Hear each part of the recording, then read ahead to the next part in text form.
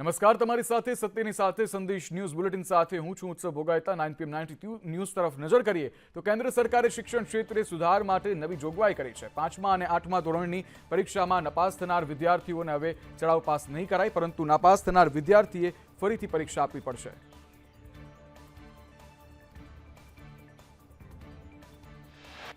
અગાઉ આ નિયમ હેઠળ નપાસ થયેલા વિદ્યાર્થીઓને બીજા વર્ગમાં બઢતી આપવામાં આવતી હતી, પરંતુ હવે કેન્દ્ર સરકારના નવા નોટિફિકેશન મુજબ નપાસ થનાર વિદ્યાર્થીઓને 2 મહિનામાં ફરીથી પરીક્ષા આપવાની તક અપાશે।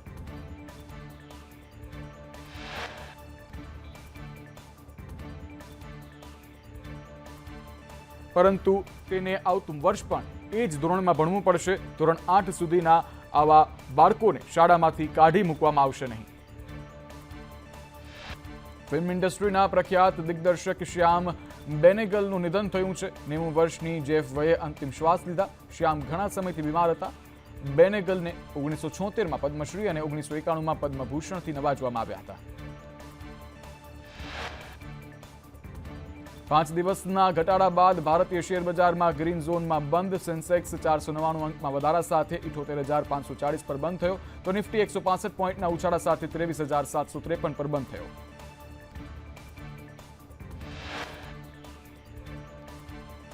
દિલ્હી સહિત એનસીઆરના અનેક વિસ્તારોમાં વરસાદી છાંટા। લોધી રોડ, સંસદ ભવનની આસપાસ સામાન્ય વરસાદ। રાજ્યમાં ભેજનું પ્રમાણ વધતા ઠંડીનું પ્રમાણ ઘટશે। મજબૂત વેસ્ટર્ન ડિસ્ટર્બન્સ સર્જાતા માવઠાની આગાહી। 26 થી 29 ડિસેમ્બરે હળવાથી મધ્યમ વરસાદની આગાહી।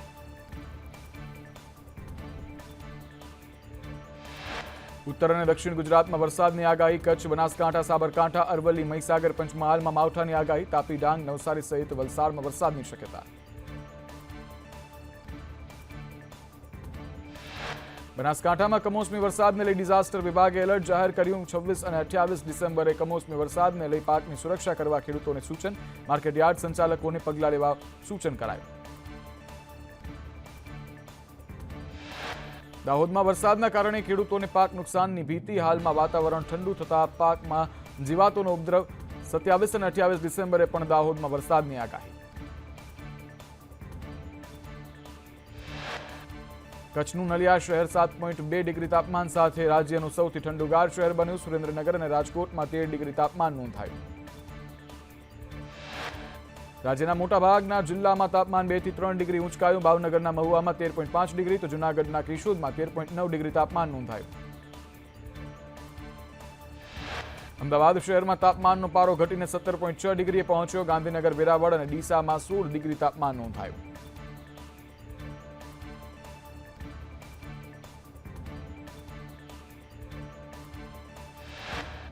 હિમાચલ પ્રદેશના પર્યટન સ્થળોમાં પર્યટકોથી ઉભરાઈ રહ્યા છે, ત્યારે શિમલામાં હિમવર્ષા થતા સહેલાણીઓ ઝૂમી ઉઠ્યા હતા। કુલ્લુ અને મનાલી સહિતના આજુબાજુના વિસ્તારોમાં બરફવર્ષાથી ચારે તરફ સફેદ ચાદર જોવા મળી રહી છે।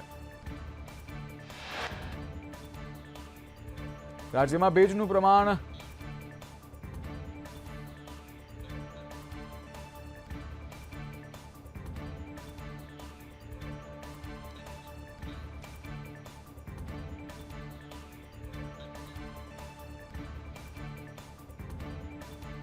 શિયાળાની ઋતુમાં દેશભરમાંથી સહેલાણીઓ હિમાચલ બરફ વર્ષા મજા માણવા માટે આવતા હોય છે, ત્યારે આ વખતે મોટી સંખ્યામાં સહેલાણીઓ હિલ સ્ટેશન પર પહોંચ્યા છે। સ્નોફોલ થતા સહેલાણીઓમાં ખુશીનો માહોલ જોવા મળી રહ્યો છે। ગૃહ વિભાગે 20 ધારાસભ્યોની સુરક્ષા પરત ખેંચી છે। ગૃહ વિભાગની સમીક્ષા બેઠક બાદ લેવાયો મહત્વનો નિર્ણય। અન્ય મહાનુભાવોને અપાયેલી સુરક્ષા પણ પરત ખેંચાય। દર 6 માસે યોજાય છે ગૃહ વિભાગની સમીક્ષા બેઠક। અમદાવાદમાં એલિસ બ્રિજના ધારાસભ્ય અમિત શાહે કોંગ્રેસ નેતાઓ પર કર્યા આક્ષેપ। જમાલપુરમાં TP1ના 10,000 વારના પ્લોટ પર કબજાનો આરોપ। જમાલપુર કોંગ્રેસ વોર્ડ પ્રમુખ કેયુમ અને અહેમદ કુરેશી પર આક્ષેપ કરાયા।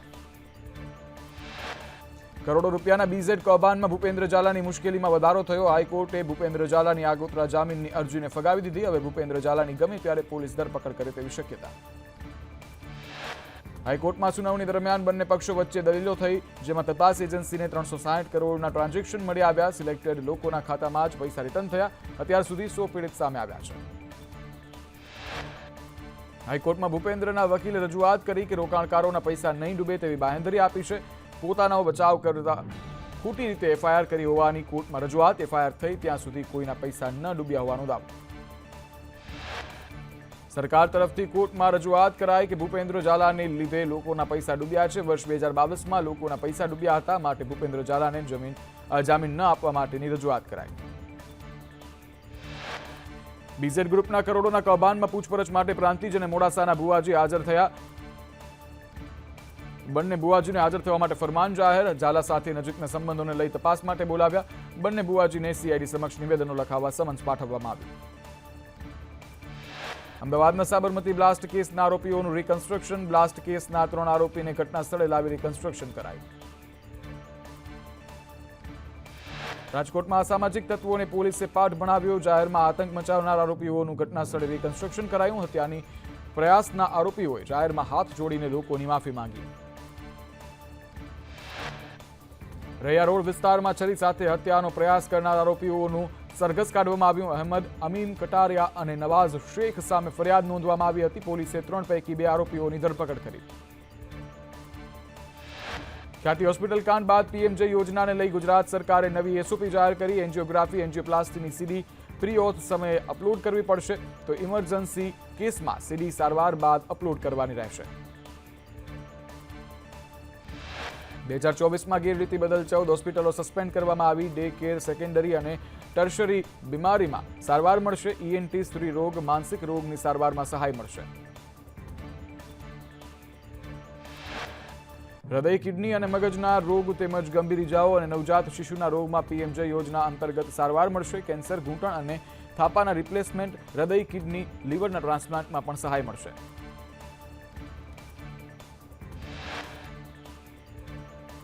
સરકારે જાહેર કરેલી નવી એસઓપીમાં અનેક લૂપ હોલ.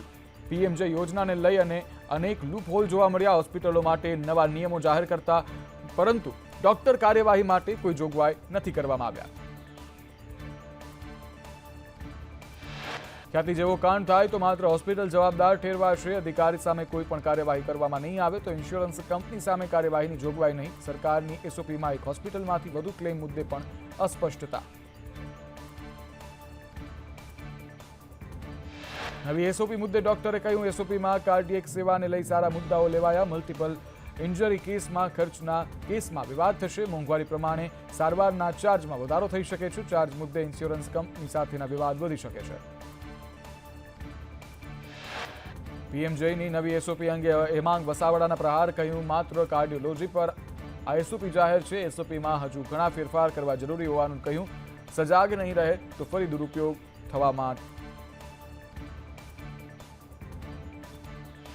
ડભોઈ કોંગ્રેસના કોર્પોરેટર અજય રાઠવા સામે દાળની ફરિયાદ નોંધવામાં આવી. ટ્રક રોકી ડ્રાઈવર પાસેથી 10,000 રૂપિયા પડાવ્યાનો આક્ષેપ. સંજય ઠાકોરે નોંધાવી ફરિયાદ.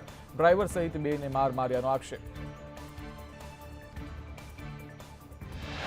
સુરતમાં શિક્ષણ સમિતિ પાસે પોતાનું ભવન નથી. શિક્ષણ સમિતિ પાસે શાસન અધિકારી પણ નથી. ઇન્ચાર્જ અધિકારીથી ગાડું ગબડાવાય છે. ત્યારે સમિતિને 25 વર્ષમાં માત્ર 4 કાયમી શિક્ષકો મળ્યા છે. જ્યારે 1200 કરોડનું બજેટ છતાં જર્જરિત શાળામાં કચેરી છે. સુરતમાં બોગસ તબીબોના આકા કહેવાતા એવા રશીશ ગુજરાતીની ધરપકડ કરાઈ. ડ્રગ્સ કેસમાં આરોપીઓને જામીન માટે સર્ટી આપ્યાનું ખુલ્યું. મેડિકલ સર્ટી ઉપલબ્ધ કરાવનાર રમેશ ગુજરાતીની ધરપકડ. સાંસદ ધવલ પટેલે વાંસદા મામલતદાર કચેરીની સરપ્રાઇઝ વિઝિટ કરી. કચેરીમાં ઈ-કેવાયસીમાં પડતી તકલીફો અંગે સમીક્ષા કરી. લોકોને તકલીફ ન પડે તેવી વ્યવસ્થા કરવા માટે સૂચના કરાઈ. સુરતમાં મનપાના અધિકારી સાથે ઠગાઈને લઈ સાયબર ક્રાઇમે 7 આરોપીઓની કરી ધરપકડ. અમદાવાદ અને સુરતથી આરોપીઓની ધરપકડ કરાઈ. સાયબર ફ્રોડ આચરી 90 લાખ પડાવ્યા હતા. 2 મહિલાઓએ મિત્રતા કેળવી રોકાણના નામે છેતરપિંડી આચરી હતી.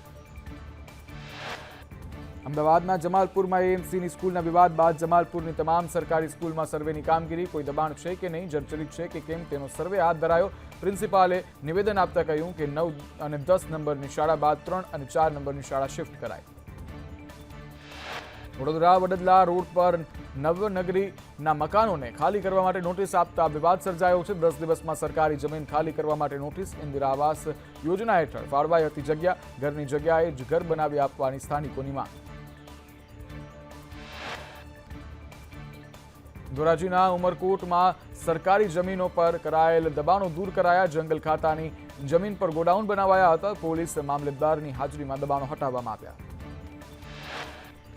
સોલાર પ્લાન્ટ સામે મોડાસાના ખેડૂતોનો વિરોધ જોવા મળ્યો. મોડાસાના ડોક્ટર કંપાના ખેડૂતોને આવેદનપત્ર આપ્યું, ત્યારે 35 જેટલા ગ્રામજનોએ કલેક્ટરને રજૂઆત કરી.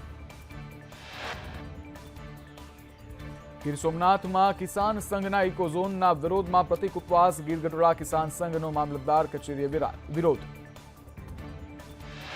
ભાવનગરના સિહોરમાં વર્ષિયાળે પાણીનો કકડાટ. ઢૂંઢસર ગામે 7 મહિનાથી પાણીની સમસ્યાને લઈ રોષ. ગ્રામજનોના ટીડીઓ કચેરીમાં ધરણા.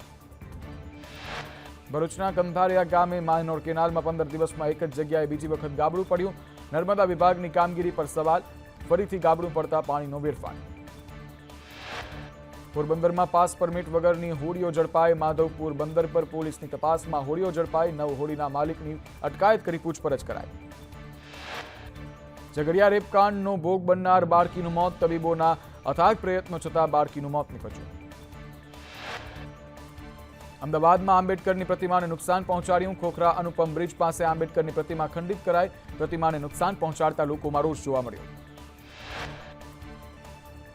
કચ્છમાં શિક્ષકોની ઘટને લઈ સીએમએ શિક્ષણ વિભાગની બેઠક બોલાવી. બેઠકમાં સીએમના સલાહકાર હસમુખ અઢિયા અને શિક્ષણ મંત્રી હાજર.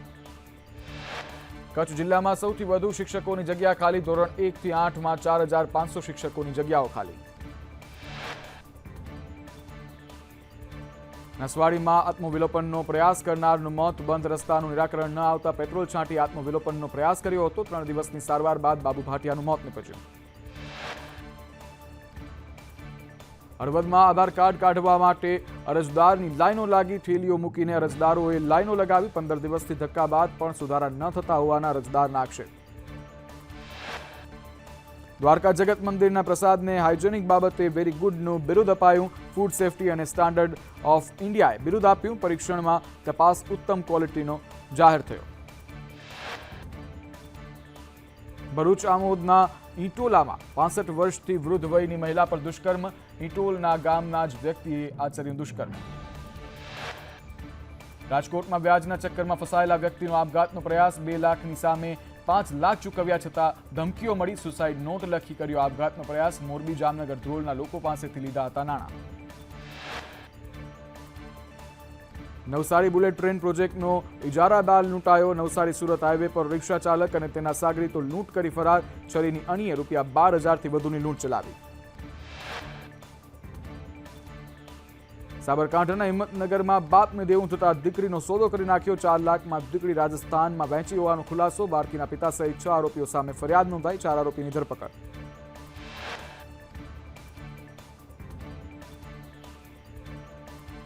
વ્યાજ બદલ બાળકી લઈ ગયા હોવાની વાત ખોટી હોવાની તપાસમાં ખુલાસો. દેવું થતા પિતા અને પિતરાઈ ભાઈએ બાળકીને અલવરના ઉમેદ નટને બાળકી વેચી. 18 વર્ષની બાદ ઉમેદ નટ સાથે બાળકીને પરણાવવા માટેનો કરાર પણ કરાયો. વડોદરામાં વિદેશી વિદ્યાર્થીની ઓફિસમાંથી પ્રિન્ટર ટીવી ઉઠાવવામાં આવ્યું. ડિપોઝિટ મુદ્દે બ્રોકર સાથે તકરાર થતા ઓફિસનો દરવાજો તોડી ઓફિસમાંથી પ્રિન્ટર ટીવી ઉઠાવી ગઈ. સમગ્ર ઘટનાના સીસીટીવી ફૂટેજ સામે આવ્યા. સુરત પાંડેસરામાં હથિયારના ઘા ઝીકી યુવકની હત્યા કરવામાં આવી. હુમલામાં ઘાયલ યુવકનું ટૂંકી સારવાર બાદ મોત